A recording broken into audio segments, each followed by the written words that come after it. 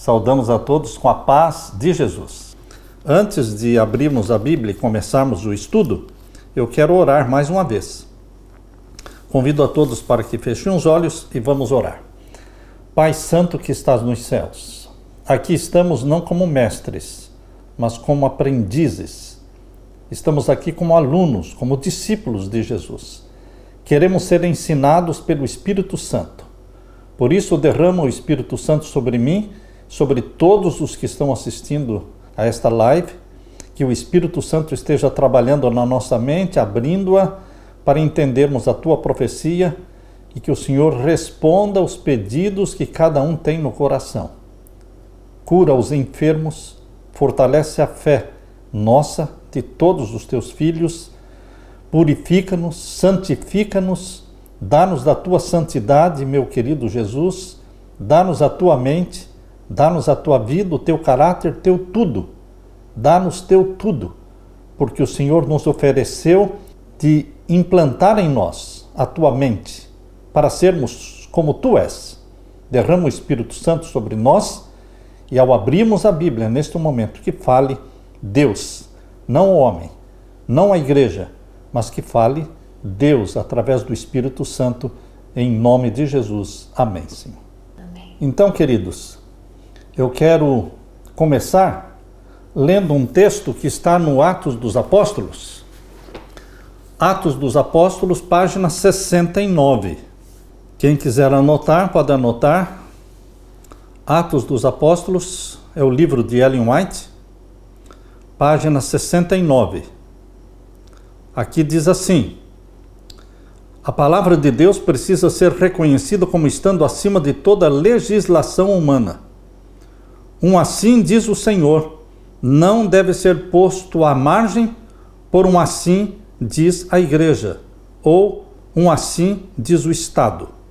A coroa de Cristo tem de ser erguida acima dos diademas de potentados terrestres. Não é o que diz o pastor, não é o assim diz o pastor, não é o assim diz a igreja. Por que eu digo isso? As pessoas deixam de estudar a Bíblia buscando a direção do Espírito Santo e elas simplesmente dizem assim: o que a igreja disser eu aceito. Como se ele não tivesse personalidade, como se o Espírito Santo estivesse aí para dirigir a instituição. Não, queridos, o Espírito Santo está aí para dirigir o membro, a ovelha. A igreja não é a instituição, a igreja não é o prédio, não são as organizações. A igreja é você, você é a igreja. Cristo vem buscar a sua igreja e vai levar para o céu, não prédios, não instituições, organizações, vai levar para o céu você, sua família, todo aquele que é sincero seguidor de Jesus Cristo, que foi gerado pelo Espírito Santo, que nasceu da água e do Espírito. Então, Deus quer dirigir a sua vida. Então, não podemos colocar o assim diz a igreja ou assim diz o Estado acima do assim diz o Senhor. O que importa é o que a Bíblia fala. A Bíblia fala pouco sobre os 144 mil, porque nós vamos encontrar no capítulo 7, nós vamos encontrar aqui o verso 3, não é? O verso 3, 4, 5 até o verso 8, falando dos 144 mil. E vamos encontrar também em Apocalipse 14, dos versos 1 até o verso 5. Mas eu não diria que é somente do capítulo 14, verso 1 até o verso 5. Eu quero dizer que os 144 mil, eles estão sendo descritos aqui desde o capítulo 14, verso 1 até o verso 12, 13, porque aqui estão as três mensagens angélicas. E as três mensagens angélicas estão intimamente relacionadas com os 144 mil. Porque, primeiramente, do capítulo 14, verso 1 até o verso 5, Deus descreve quem são os 144 mil. E a partir do verso 6 até o verso 12, Deus diz qual é a mensagem, qual é o sermão que Jesus escreveu e que eles deveriam pregar agora no tempo do fim. Tempo do fim, porque os 144 mil pertencem ao tempo do fim. Os 144 mil, eles não pertencem à igreja de Éfeso, não pertencem à igreja de de Esmirna, ou de Pérgamo, ou de Tiatira, ou de Sardos, ou de Filadélfia.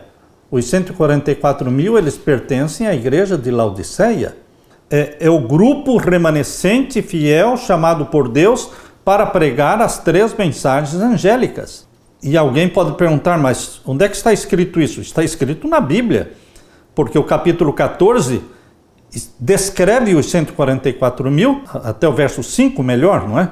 E então, a partir do verso 6, descreve e mostra o sermão que Jesus escreveu para que eles preguem. E nós sabemos que as 3 mensagens angélicas, elas começaram a ser pregadas a partir de 1843 para frente. Então, os 144.000 pertencem à última geração, à igreja de Laodiceia. Então, queridos, embora não tenhamos uma centena de versos falando sobre os 144.000, mas também não temos somente 1 ou 2 versos. Nós temos o capítulo 7 de Apocalipse, o capítulo 14 de Apocalipse, que quase que inteiro está falando sobre os 144.000. Então, nós gostaríamos de ficar com aquilo que a Bíblia fala.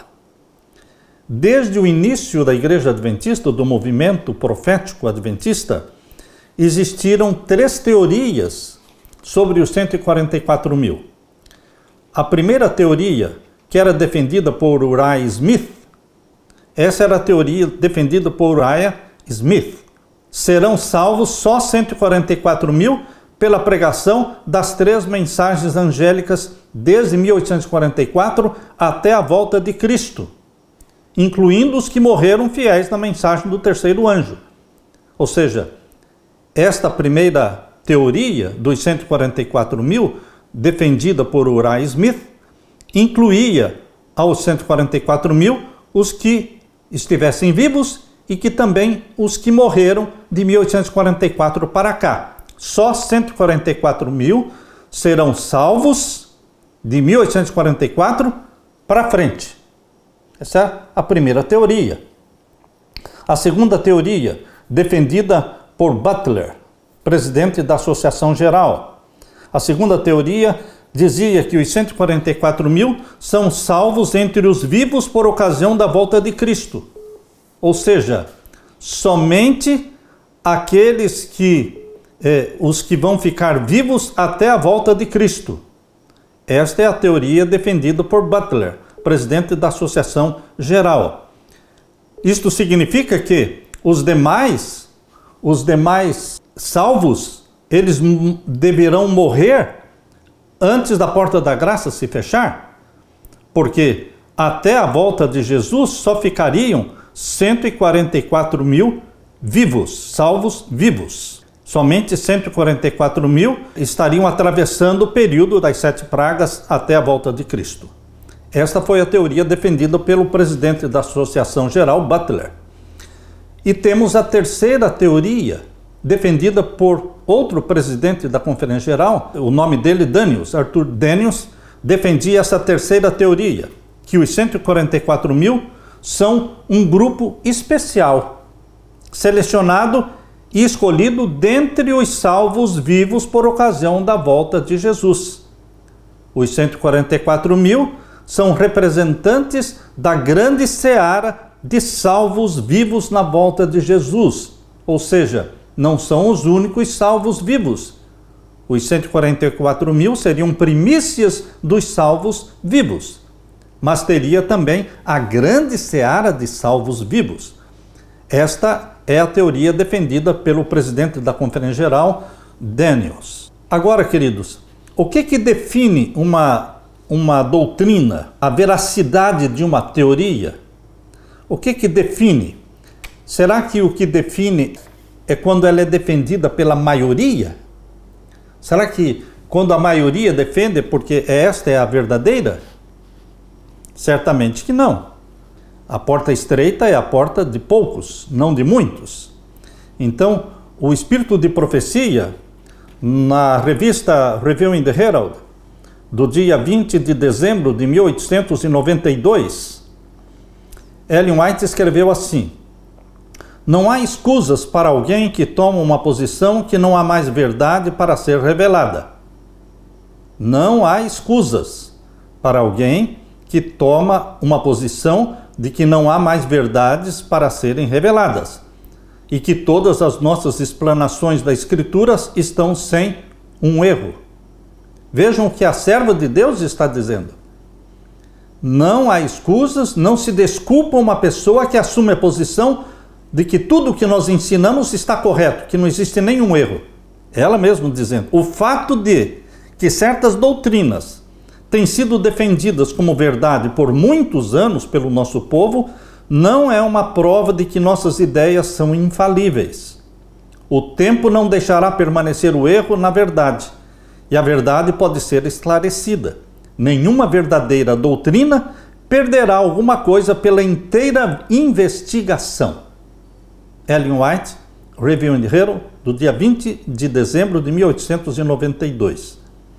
E ainda na mesma revista, Review, de 25 de março de 1890, Ellen White escreveu: nós não defendemos que nas doutrinas descobertas por aqueles que têm estudado a palavra da verdade não exista algum erro, porque nenhum homem que vive é infalível.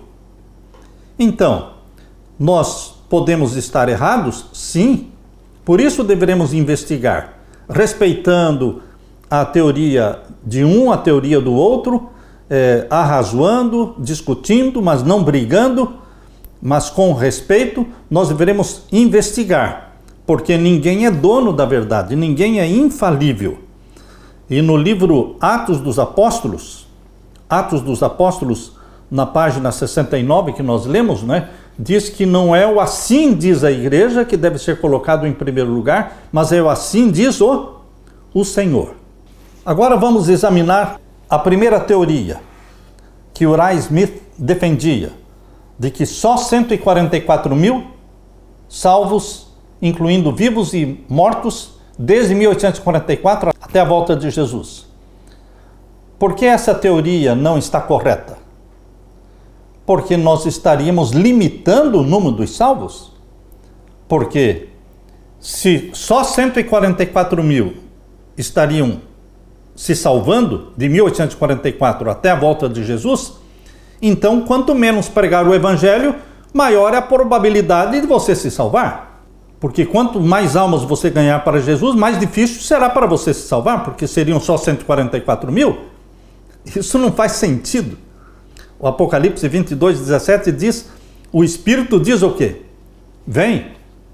A esposa diz, vem. E quem ouve, diga, venha. E todo aquele que quiser, venha e tome de graça da água da vida. Todo aquele que quiser. Deus não limita. Deus não colocou um número dizendo só esses vão se salvar, ou só esses vão permanecer vivos até a volta de Deus. Não limita. Então, esta teoria defendida pelos reformistas, porque esta é a teoria defendida pelos reformistas, e era defendida também por Uriah Smith, não tem apoio da palavra de Deus.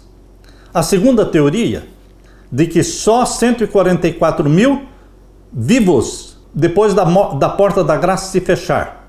Por que esta teoria não corresponde ao que a Bíblia ensina?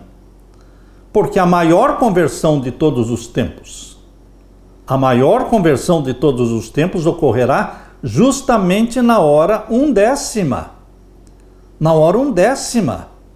É no tempo da chuva serôdia, é no tempo da angústia qual nunca houve, após o decreto dominical, que nós vamos ter uma conversão de multidões saindo de Babilônia e se unindo aos que guardam os mandamentos de Deus. E será que toda esta multidão se converte, se une ao remanescente que guarda os mandamentos de Deus e morre? Porque, segundo essa teoria, permaneceriam vivos até a volta de Jesus só 144 mil. Ou seja, toda esta multidão que se converte no tempo do fim teria que morrer para ficarem somente 144 mil? Também não faz sentido. Não faz sentido. Por que Deus permitiria que todos morressem? Ah, mas podem morrer como mártires? Não, queridos. Deus, quando permite um mártir morrer, não diminui o número dos salvos, aumenta o número dos salvos. Deus não permite um mártir morrer, derramar o seu sangue, somente para satisfação do diabo, satisfação de Satanás? Não.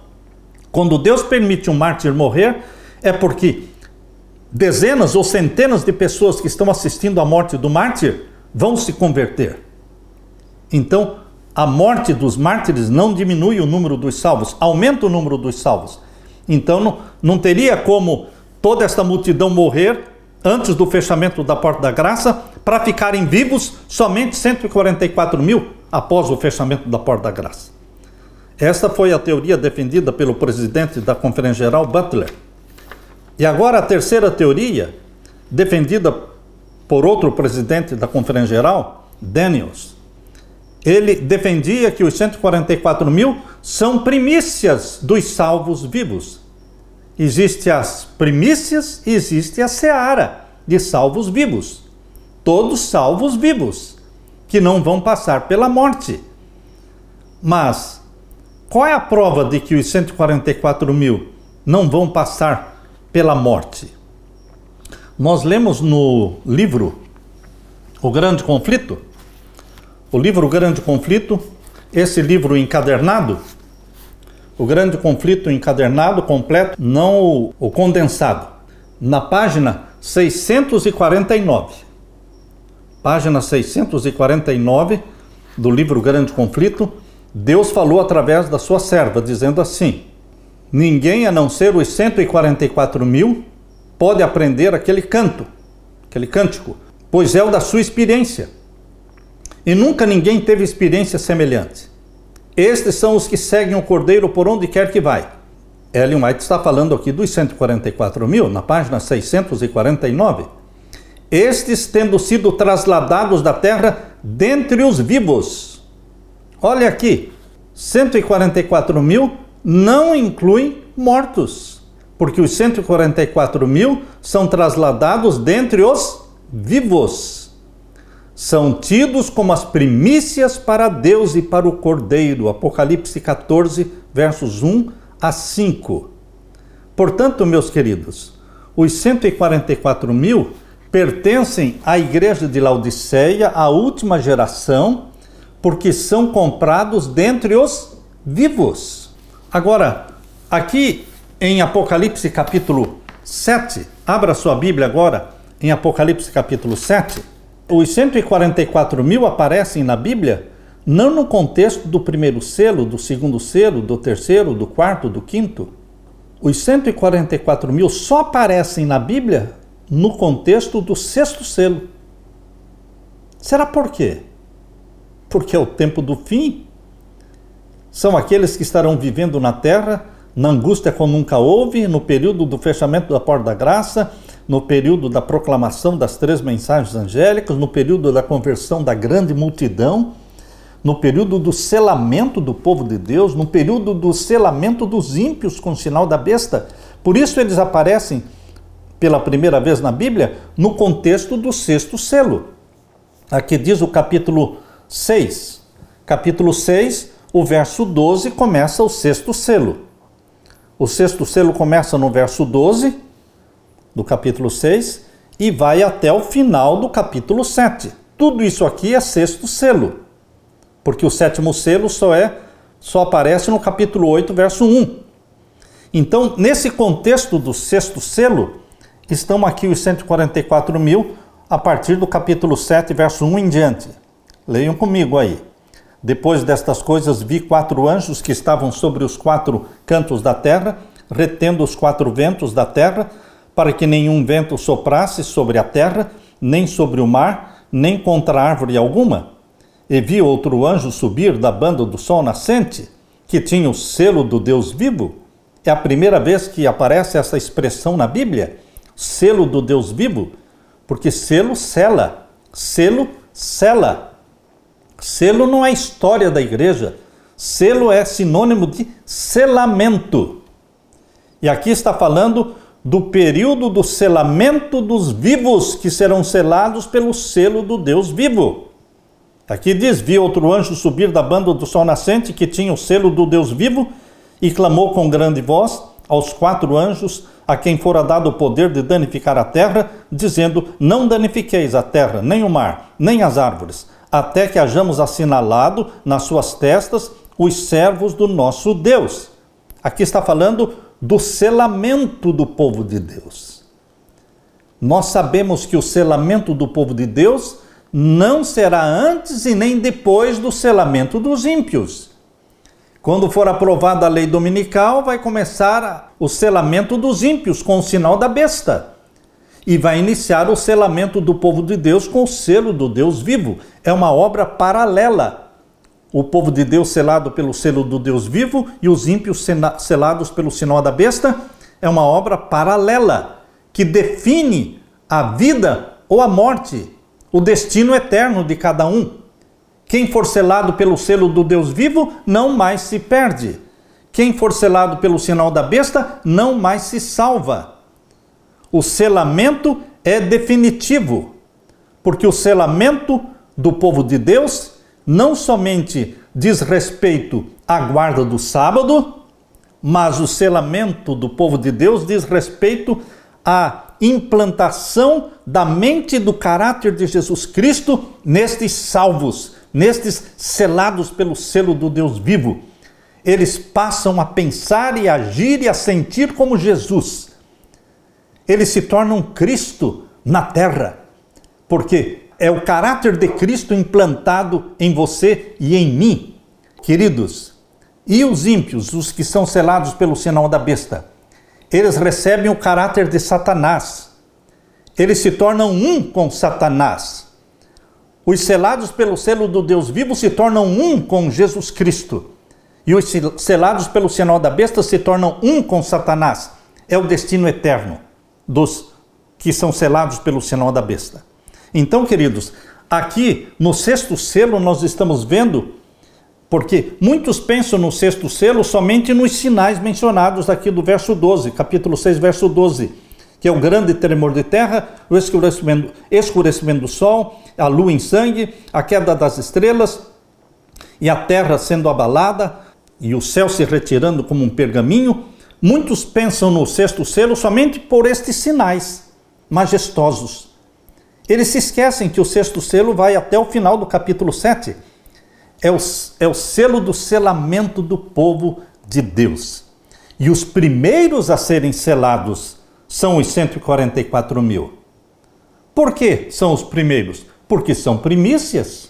Nós não precisaríamos dizer que os primeiros a serem selados são primícias. Primícias são os primeiros frutos colhidos para o reino de Deus.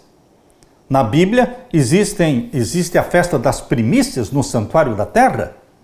No santuário da terra existia a festa das primícias. Ela era uma festa profética. E ela se cumpriu no dia da ressurreição de Jesus. Jesus ressuscitou no dia das primícias. Ele morreu no dia da Páscoa, no dia 14. Ressuscitou no dia 16, no dia das primícias. E a Bíblia, em Mateus capítulo 27, versos 51 a 53, diz que Jesus não ressuscitou sozinho. Em Mateus capítulo 27, versos 51 a 53, fala que Jesus ressuscitou juntamente com a multidão de seres glorificados. Mateus capítulo 27, versos 51 a 53. Eis que o véu do templo se rasgou em 2 de alto a baixo, e tremeu a terra, e fenderam-se as pedras, e abriram-se os sepulcros, e muitos corpos de santos que dormiam foram ressuscitados. Quantos? Muitos corpos de santos. E saindo dos sepulcros, depois da ressurreição dele, não saíram dos túmulos antes de Jesus Cristo. Primeiro Jesus Cristo ressuscitou, depois eles ressuscitaram. As sepulturas se abriram quando Jesus morreu. Houve um grande tremor de terra e as sepulturas se abriram. Mas eles não ressuscitaram antes de Jesus, porque Jesus é o primogênito dos mortos. Primogênito dos mortos é aquele de quem todos os mortos dependem para ressuscitarem. Dependiam do primogênito dos mortos, que é Jesus. Então, saindo Jesus do sepulcro, diz o verso 53, saindo dos sepulcros depois da ressurreição dele, ou seja, de Jesus. entraram na cidade santa e apareceram a muitos. Aqui estão as primícias dos mortos, Jesus e essa multidão que ressuscitou com ele. Estas primícias dos mortos, elas subiram para o céu no mesmo dia das primícias. Esta multidão subiu para o céu com Jesus no dia 16, no mesmo dia da ressurreição, e eles foram apresentados e consagrados ao Pai no santuário celestial. Assim como as primícias no santuário da terra eram consagradas a Deus no dia 16 de Nisan, assim também no santuário celestial, Jesus apresentou as primícias dos salvos mortos, ressuscitados, apresentou-as diante do Pai no santuário celestial no dia das primícias. Não no dia errado, mas no dia das primícias. Então aqui estão as primícias dos mortos, porque existe uma seara de mortos. A seara de mortos só ressuscitará na volta de Jesus. Isso está muito claro no livro Desejado de Todas as Nações. No livro Desejado de Todas as Nações, na página 585 e 586, vejam o que diz aqui. É aquele livro não o condensado.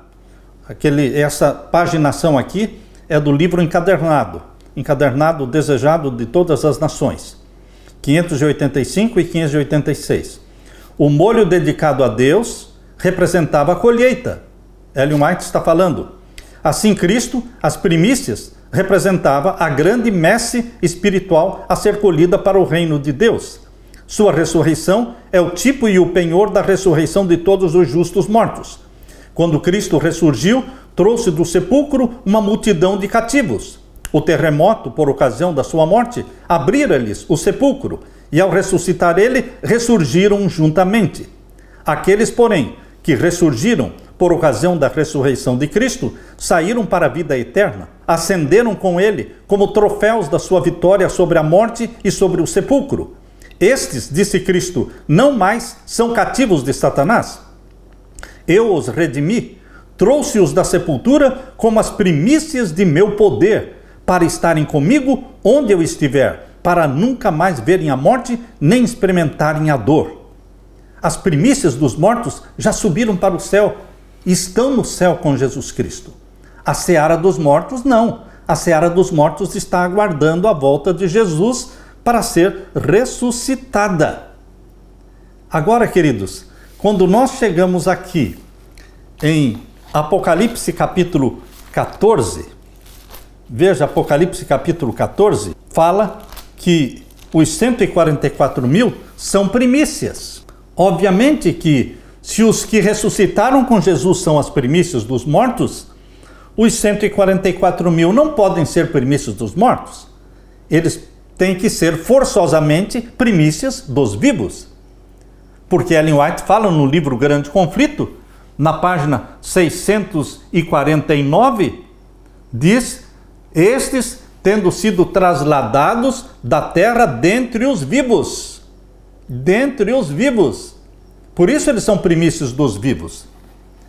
Mas então, se existem primícias dos vivos, que são os 144 mil, então precisa existir a seara de vivos, salvos vivos. Porque as primícias só podem ser extraídas da seara. É assim que a doutrina do santuário nos ensina. As primícias eram colhidas primeiro e abençoava então toda a seara. Depois das primícias colhidas, eram consagradas para Deus no santuário, e então Deus abençoava a seara inteira. Primeiramente, os 144 mil são selados, é assim que nós lemos no capítulo 7. Os primeiros a serem selados pelo selo do Deus vivo são os 144 mil. Isto está em Apocalipse capítulo 7 e o verso 3 e 4. E eu vi o número dos assinalados, e eram 144 mil assinalados de todas as tribos dos filhos de Israel. Há pessoas que pensam que os 144 mil são judeus, porque aqui fala de todas as tribos de Israel. Nós temos que entender que no Novo Testamento, Israel, literal, Israel como nação, não faz parte mais da profecia no Novo Testamento. Por quê? No Novo Testamento, Israel é espiritual. Todo aquele que abraçou a Jesus como Salvador torna-se Israel. Então nós fazemos parte do Israel espiritual de Deus. Aqui é o sentido simbólico das 12 tribos dos filhos de Israel. E no capítulo 14, verso 1 em diante, lemos então a descrição dos 144.000. Olhei, e eis que estava o Cordeiro sobre o monte Sião, e com ele 144.000, que em suas testas tinham escrito o nome dele e o do seu pai. Percebam que no capítulo 14, verso 1, está falando das primícias dos 144.000, enquanto que no capítulo 15 e no verso 2, capítulo 15, verso 2, quando fala de um mar de vidro, não fala de 144.000 sobre o mar de vidro, fala da multidão, da seara. Veja o capítulo 15, verso 2. E vi como um mar de vidro misturado com fogo, e também os que saíram vitoriosos da besta, e da sua imagem, e do seu sinal, e do número do seu nome, que estavam junto ao mar de vidro, e tinham as harpas de Deus. Aqui está falando de todos os que saíram vitoriosos da besta e da sua imagem, e do número do seu nome. Todos estão sobre o mar de vidro. Agora, sobre o monte de Sião, João viu somente quem? Os 144.000. Ou seja, as primícias e a seara. As primícias estão sobre o monte Sião e a seara está sobre o mar de vidro. Agora aqui diz no capítulo 14, verso 2: E ouvi uma voz do céu, como a voz de muitas águas, e como a voz de grande trovão. E ouvi uma voz de arpistas que tocavam com as suas harpas, e cantavam um como cântico novo diante do trono e diante dos 4 seres viventes e dos anciãos. E ninguém podia aprender aquele cântico, senão os 144.000 que foram comprados da terra. Por que ninguém podia cantar o cântico como os 144.000 cantavam? Porque aqui no livro Grande Conflito, Ellen White explica. Aqui diz, olha, e cantavam um cântico novo diante do trono. Estou lendo a página 648 e 649 do Grande Conflito. E cantavam um cântico novo diante do trono, cântico que ninguém podia aprender, senão os 144.000, é o hino de Moisés e do Cordeiro, hino do livramento. Ninguém, a não ser os 144.000, pode aprender aquele cântico, pois é o da sua experiência, e nunca ninguém teve experiência semelhante. Ninguém consegue cantar o cântico de Moisés e do Cordeiro como os 144.000 cantam, porque ninguém teve uma experiência como a deles. Mas todos os que saíram vitoriosos sobre a besta e a sua imagem, todos vão cantar o cântico de Moisés e do Cordeiro. Isso está em Apocalipse capítulo 15. Apocalipse capítulo 15, vejam aí o verso 3. Capítulo 15 de Apocalipse, verso 3. E cantavam o cântico de Moisés, servo de Deus, e o cântico do Cordeiro, dizendo: grandes e maravilhosas são as tuas obras, Senhor Deus Todo-Poderoso, justos e verdadeiros são os teus caminhos, ó Rei dos Santos. No capítulo 14, falando dos 144.000, diz que ninguém podia cantar como eles cantavam. E Ellen White explica, porque ninguém teve experiência como eles tiveram. Mas todos os vitoriosos sobre o pecado, que estão salvos, cantarão o cântico de Moisés e do Cordeiro, mas não do jeito que os 144.000 cantam. Vocês estão entendendo? Todos os salvos, tanto os que estão sobre o monte Sião, como os que estão sobre o mar de vidro, cantarão o cântico de Moisés e do Cordeiro.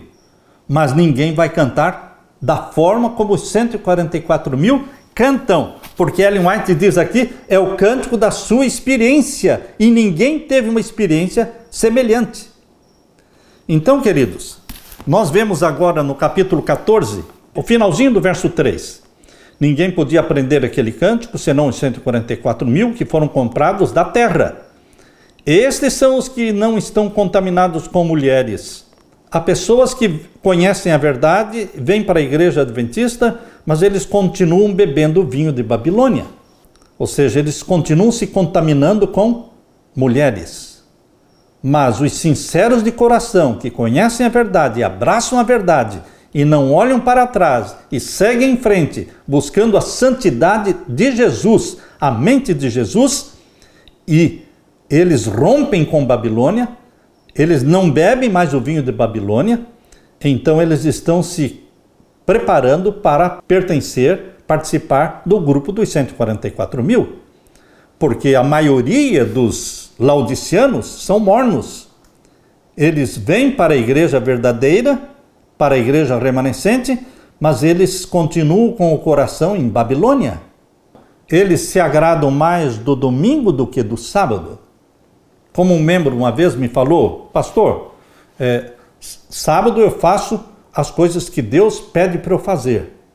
E domingo eu faço as coisas que eu gosto de fazer. Interessante. Puro legalista. Puro legalista. Achando que Deus vai aceitar a guarda do sábado, porque ele pediu para guardar o sábado. Mas na realidade o que está no coração dele, o prazer dele, é fazer as coisas no domingo.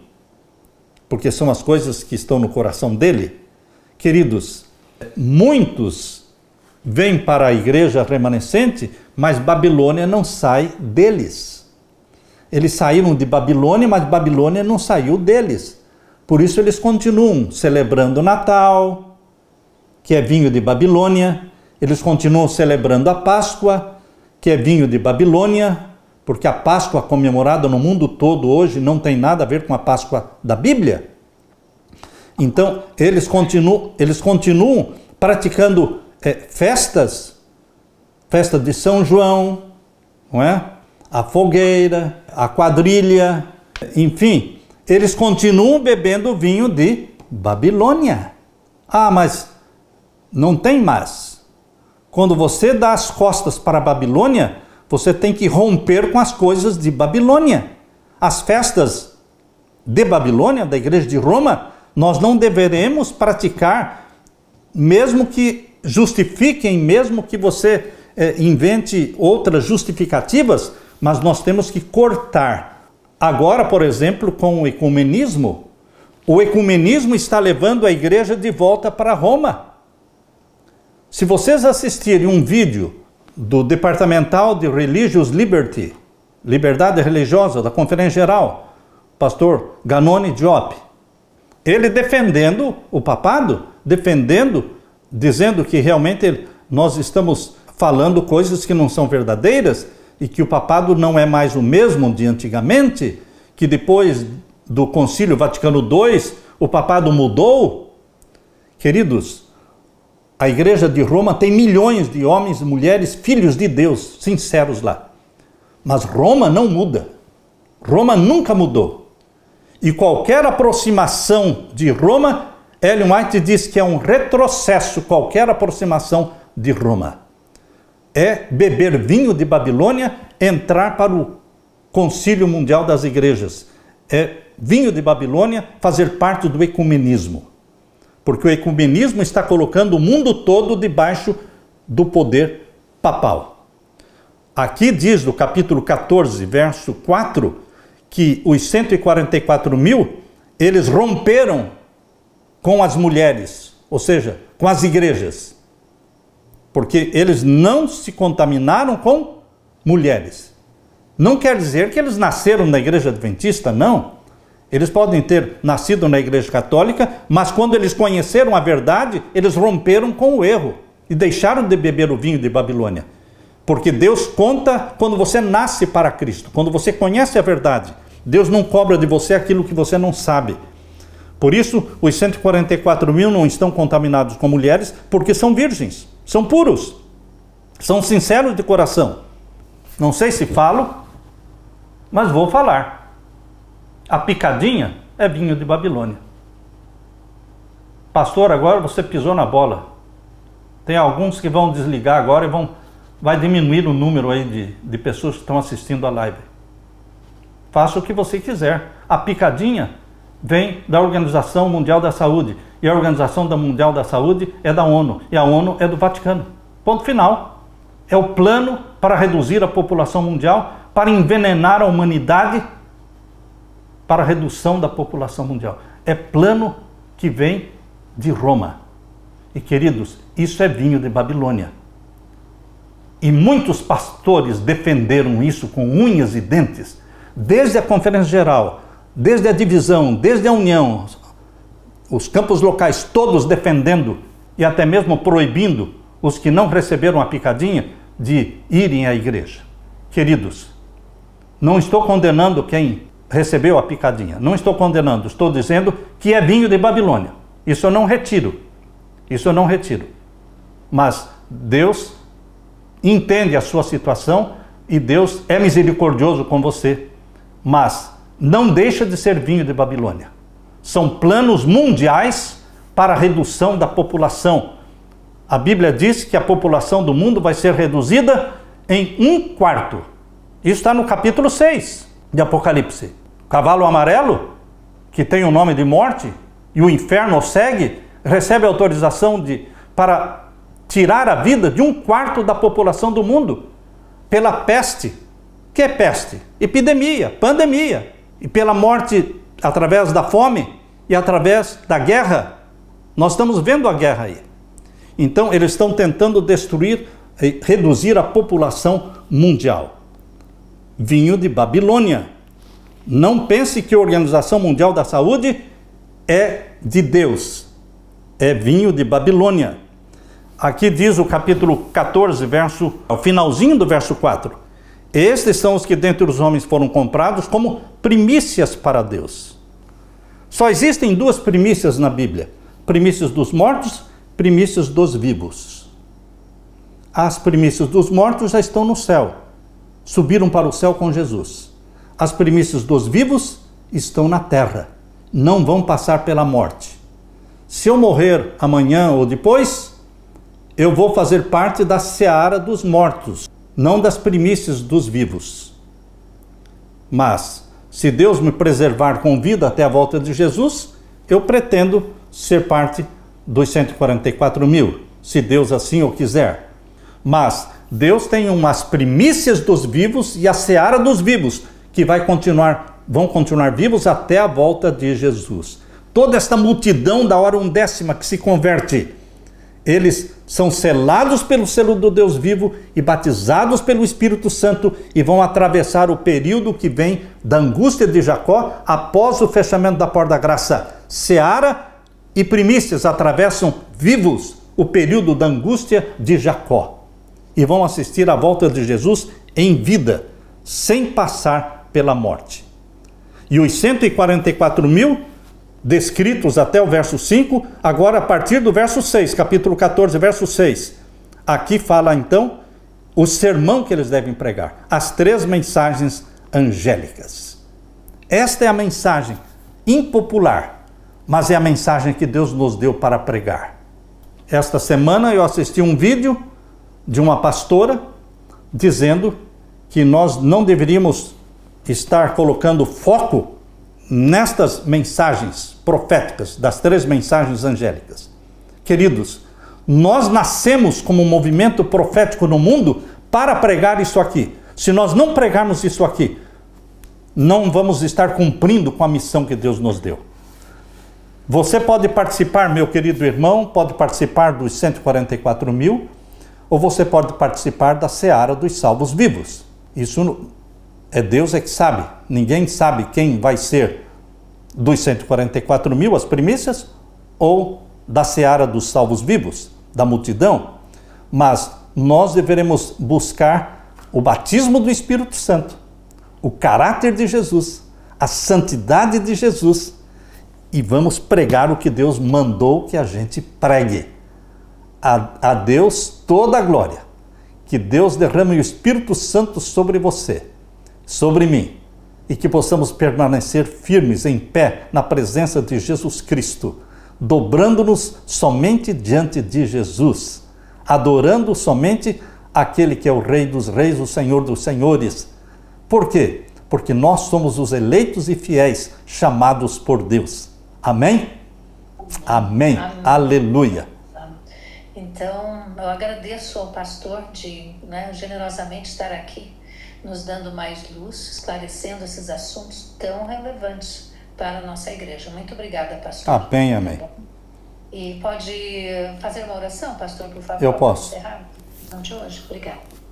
Pai Santo que estás nos céus, obrigado pela oportunidade de estudar a Tua palavra, a Tua profecia. Obrigado, Pai, pelo chamado que o Senhor nos fez e pela missão que o Senhor nos deu de pregarmos as profecias, principalmente as 3 mensagens angélicas, que é uma linha que nos divide, Pai. Todos aqueles que ouvem esta mensagem ou odeiam ou abraçam esta mensagem. Que o Senhor derrame o Espírito Santo sobre todos nós, para que amemos esta mensagem e preguemos esta mensagem para a salvação da grande multidão que está dentro de Babilônia, mas é gente sincera, é gente que te ama. Nós pedimos que o Senhor derrame o Espírito Santo sobre nós e que o Senhor use de misericórdia com as nossas falhas, porque muitas vezes falhamos. Em nome de Jesus que pedimos e agradecemos. Amém, Senhor.